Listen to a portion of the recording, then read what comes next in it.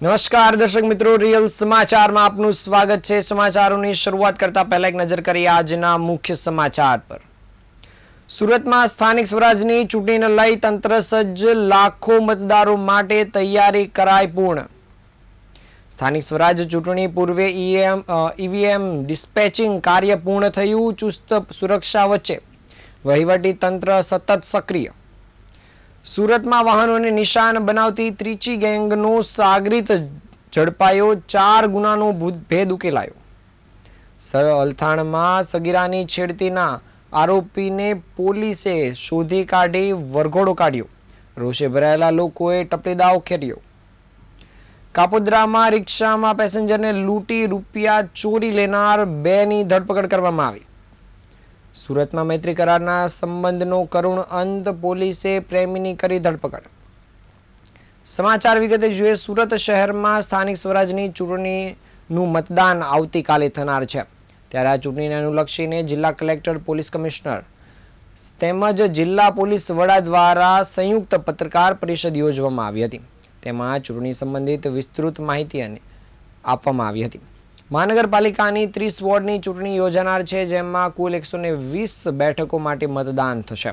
આ ચૂંટણીમાં 483 ઉમેદવારો મેદાનમાં છે અને કુલ 24,76,000 મતદારો મતાધિકારનો ઉપયોગ કરશે।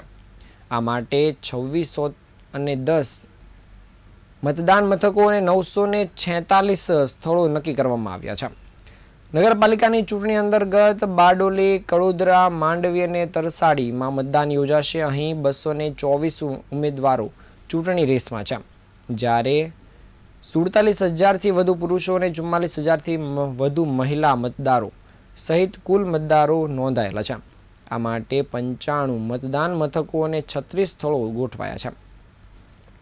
સુરત જિલ્લા પંચાયતની ચૂંટણીમાં 88 મતદારો મેદાનમાં છે, જેમાં 4,34,000 પુરુષો અને 4,32,000 મહિલા મતદારો સાથે અન્ય 6 મતદારોનો સમાવેશ થાય છે। ઉપરાંત 11 તાલુકા પંચાયતોમાં 513 ઉમેદવારો ચૂંટણી લડી રહ્યા છે। તાલુકા પંચાયતમાં કુલ 4,48,000 પુરુષો અને 4,49,000 મહિલા મતદારો નોંધાયેલા છે। માનવ બળની દ્રષ્ટિએ મહાનગરપાલિકા ચૂંટણી માટે 13,385 અધિકારી કર્મચારી, નગરપાલિકા માટે 533 અને જિલ્લા તાલુકા પંચાયત માટે 6,449 જેટલા કર્મચારીઓની નિમણૂક પણ કરવામાં આવી છે। આ સાથે જ ચૂંટણી માટે તંત્ર સક્રિય છે અને સજ્જ થઈ ગયું છે।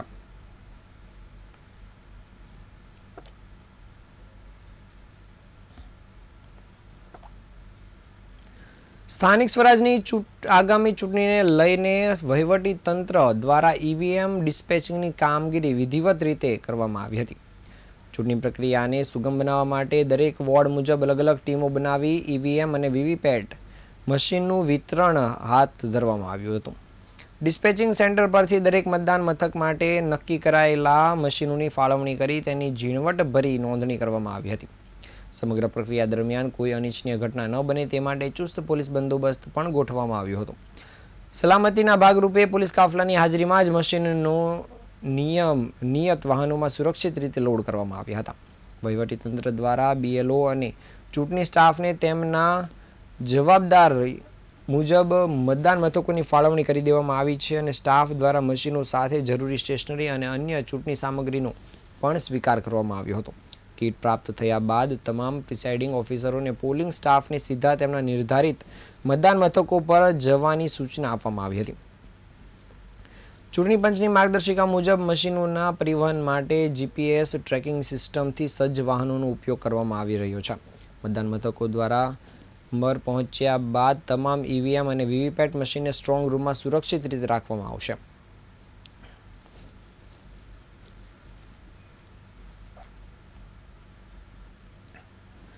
ફોર વ્હીલ વાહનના કાચ તોડી તેમજ બોનેટની નીચે ઓઇલ ઢોળી વાહન ભટકાવી વાહનમાં રહેલા કિંમતી વસ્તુઓની ચોરી કરતી ત્રીચી ગેંગના સાગરીતને સુરત ક્રાઇમ બ્રાન્ચની ટીમે ઝડપી પાડ્યો છે। પોલીસ તપાસમાં 4 ગુનાઓનો ભેદ ઉકેલાયો છે। શહેરમાં જાહેર રોડ, ખુલ્લા પાર્કિંગ પ્લોટ અને સોસાયટીઓ કે કોમ્પ્લેક્સ બહાર ફોર વ્હીલ પાર્ક કરેલી હોય તો તેના કાચ તોડી તેમજ બોનેટ નીચે ઓઇલ ઢોળી ધ્યાન ભટકાવી ચોરી કરતી ગેંગના છેલ્લા ઘણા સમયથી તરખાટ મચાવ્યો હતો. આ ગેંગને પકડવા માટે સુરત ક્રાઇમ બ્રાન્ચ સતત કાર્યવાહી કરી રહી હતી. દરમિયાન ક્રાઇમ બ્રાન્ચની ટીમને મળેલી ચોક્કસ બાતમીના આધારે પનાસ નહેરથી કિંગ કોર્નર રેસ્ટોરન્ટ તરફ જતા સર્વિસ રોડ ઉપર વોચ ગોઠવી મુદ્દામાલ સાથે 2 ઇસમોની ધરપકડ કરવામાં આવી હતી. પકડાયેલા આરોપીમાં શિવા ઉર્ફે પુષ્પા હનુમંતે ગાયકવાડ અને એક કાયદામાં રહેલા કિશોરની ધરપકડ કરાઈ છે. આ ગેંગની ચોરી કરવાની પદ્ધતિ ખૂબ જ ચાલાકીભરી હતી. તેઓ જાહેર રોડ, ખુલ્લા પાર્કિંગ પ્લોટ, સોસાયટી કે કોમ્પ્લેક્સ બહાર પાર્ક કરેલી ગાડીના કાચ તોડી ચોરી કરતા હતા. જ્યારે કેટલીક વખત ગાડીના બોનેટ નીચે ઓઇલ ઢોળી તેમજ ગાડી અથડાવીને પણ ચોરી કરવામાં આવતી હતી. હાલ પોલીસે આરોપીઓ પાસેથી 3 લાખની મત્તાનો મુદ્દામાલ કબજે કર્યો છે, જેમાં 2,90,000ની રોકડ રકમ અને 3 મોબાઈલ ફોન સહિતનો સમાવેશ થાય છે. હાલ પોલીસે આ તમામ આરોપીઓને લઈને આગળની તપાસ કામગીરી શરૂ કરી છે.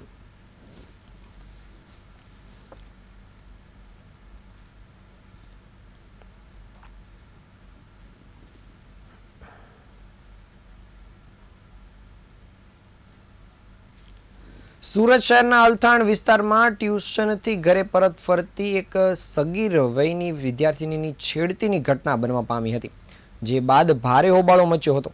આ ઘટનાના પગલે સ્થાનિક લોકોનો આક્રોશ ફાટી નીકળ્યો હતો અને પોલીસે ઘટનાનું રિકન્સ્ટ્રક્શન કરી આરોપીને સ્થળ પર લઈ જવામાં આવ્યો હતો. આ દરમિયાન ટોળાએ ત્યાં ભીડ જમાવી આરોપીને માર માર્યો હતો. મળતી માહિતી મુજબ ગતરોજ શહેરના અલથાણ વિસ્તારમાં એક સગીરા પોતાનું ટ્યુશન પૂર્ણ કરીને ઘરે જઈ રહી હતી. આ દરમિયાન 78 વર્ષીય મોહમ્મદ અઝીઝ શેખ દ્વારા સગીરાની છેડતી કરવામાં આવી હતી. આ ઘટનાની જાણ થતાં જ સગીરાના પરિવારજનોને આસપાસના લોકો મોટી સંખ્યામાં ત્યાં એકઠા થઈ ગયા હતા. ગુસ્સે ભરાયેલા લોકોએ આરોપીને ઘટના સ્થળે જ પકડીને બરાબર મેથી પાક ચખાડ્યો હતો અને ત્યારબાદ તેને પોલીસના હવાલે કર્યો હતો.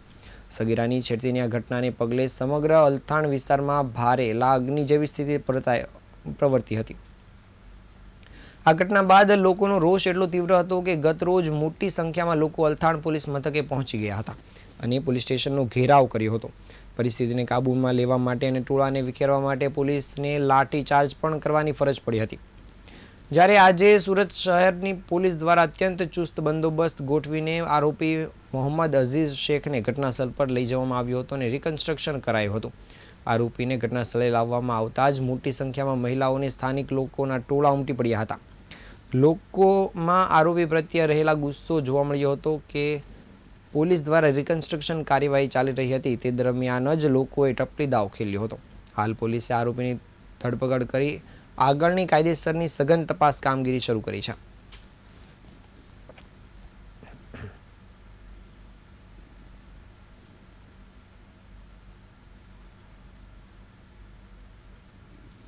શહેરના કાપોદ્રા વિસ્તારમાં રિક્ષામાં પેસેન્જરને બેસાડી રૂપિયા ચોરી કરનાર 2 આરોપીની ધરપકડ કરવામાં આવી છે.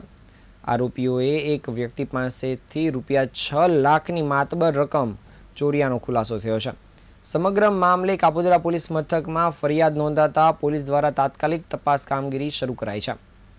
તપાસ દરમિયાન પોલીસે અરબાઝ ખાન ઉર્ફે ગબ્બા, આલમ ખાન પઠાણ અને શહેબાઝ ખાન ઉર્ફે શેરખાન પઠાણની ધરપકડ કરી હતી. પોલીસ આરોપીઓ પાસેથી રોકડા રૂપિયા 1.80 લાખ રૂપિયા અને રિક્ષા મળી કુલ 2,40,000નો મુદ્દામાલ પણ કબજે કર્યો હતો. હાલ પોલીસે આ બંને આરોપીની પૂછપરછ કરવાની સાથોસાથ આગળની સઘન તપાસ કામગીરી પણ શરૂ કરી છે. સુરત શહેરના વરાછા વિસ્તારમાં આવેલ કાલિદાસનગર સોસાયટીમાં એક હૃદયદ્રાવક ઘટના સામે આવી છે. મહારાષ્ટ્રથી એક સુરત આવી મૈત્રી કરાર હેઠળ પ્રેમી સાથે રહેતી 20 વર્ષીય યુવતીએ શંકાશીલ પ્રેમીના ત્રાસથી કંટાળી આત્મહત્યા કરી હતી. આ મામલે વરાછા પોલીસે પ્રેમી વિરુદ્ધ આત્મહત્યાની દુષ્પ્રેરણાનો ગુનો નોંધી તેની ધરપકડ કરી છે. મૂળ મહારાષ્ટ્રના ધુલિયા જિલ્લાની વતની એવી વૈશાલી છેલ્લા 1 વર્ષથી તેના પ્રેમી ડોંગર ઉર્ફે વેડુ પાટીલ સાથે વરાછાના કાલિદાસનગર સોસાયટીમાં એક મકાનમાં રહેતી હતી. બંને વચ્ચે મૈત્રી કરાર હતો અને છેલ્લા ઘણા સમયથી ડોંગર વૈશાલીના ચારિત્ર પર શંકા કરતો હતો.